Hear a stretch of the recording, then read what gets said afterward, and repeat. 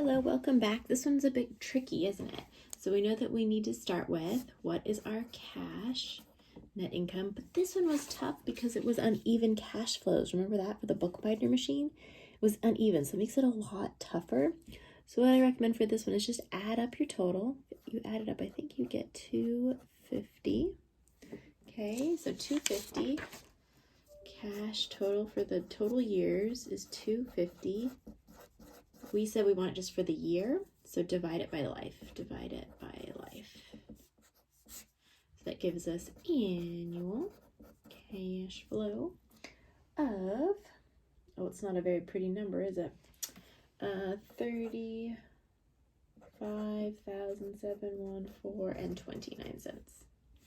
Okay, so now we're here. Subtract depreciation equals net income. Now you get to solve for your depreciation.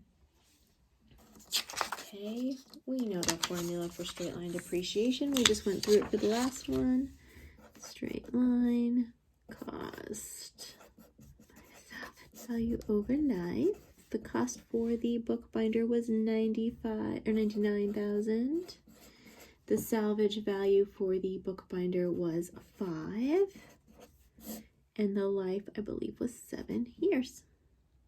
Okay, solve for that. You should get your depreciation. Again, it's not a pretty number, meaning it's not round. 0.57. Okay, that gives us annual net income. Okay, so we can put that into our formula. Put that into your ARR formula. Do you see it down here? Okay. ARR equals the 22, 285, and 71. Divide that by your initial cost.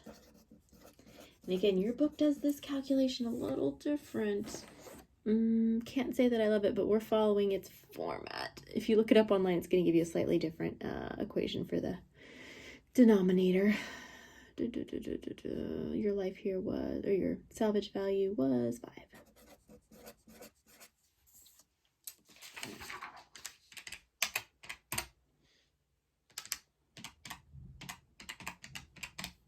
Divide by, so do we get 23%? Okay. So then the rest of this problem asks us, it says, now, based off this information, which investment do we recommend? So let's see. The bookbinder we just did, it had a 23% accounting rate of return, and the printer had a 10% rate of return. So which one do you think we're going to recommend? Right? The bookbinder, obviously, a higher rate of return is preferred. That means it's generating more net income for its investment than its competitor, the printer. Okay, so now it says, does this capital valuation change your selection from part A? So if we went back to part A, if you remember, both machines failed the payback period baseline criteria. The baseline criteria was that it needed to be half of the useful life. The printer was at 3.6 years, the binder was 3.7. So if it was just screened based on this criteria, both would have gotten thrown out. Okay. There also is baseline criteria that's established for the ARR. That is called, you saw it in your reading, that baseline criteria is called a hurdle rate. Hurdle rate. So here, let's say management sets a hurdle rate of 20%. That means they want, think of it as like a hurdle, this project has to do better than that.